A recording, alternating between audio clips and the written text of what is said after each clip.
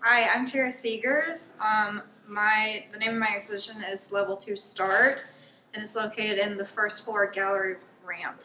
So the name of the general exhibition is Level 2 Start. My most recent work, the inspiration is kind of going to be growing up during this technological shift during the 90s when video games are moving from a community kind of arcade setting to a video game now being in the home. So that community setting that was originally in those arcades, we're now in a kind of virtual setting, and how it's kind of evolved over that.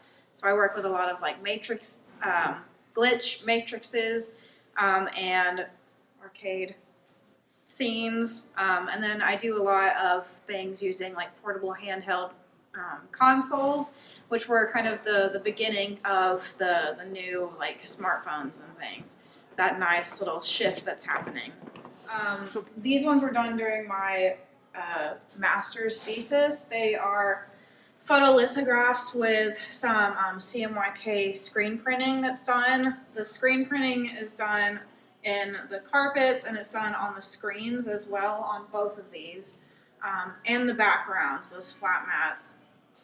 Those were done first, and then the photolithographs were all of basically the arcade machine. The entire objects are made from that photolithograph, and it's just a mechanized lithography process. The newest ones that I have, these Lego prints, are actually kind of what I'm trying to go for with my newest work. These ones haven't been in a show yet, so this is the first time they're getting out. Very excited about it.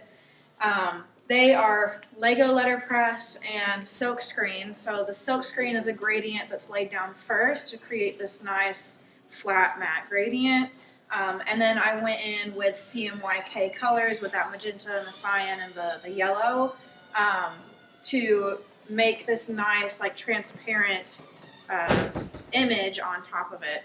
Those Legos are done on a plate. It's I think it's 3/4 inch MDF or 1/2 inch MDF, and then just a base Lego plate glued to it, and then I'll just arrange the flat Lego pieces however I want. So I've done a lot of 8-bit letters with it before. This is the first kind I'm getting that's getting more into the glitch side of things.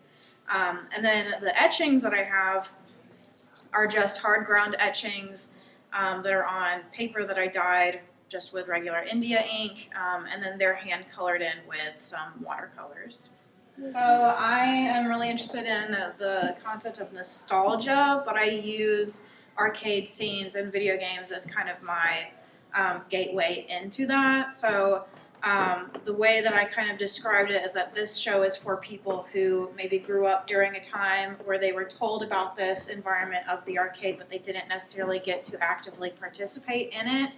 Arcades kind of, the golden age of arcades were during the 70s and the 80s, and then they kind of just like went away. And now we have bar arcades, which are a completely different way of participating in this community. So we're a little bit removed from that. And I was interested in that relationship between the modern arcade versus the traditional one.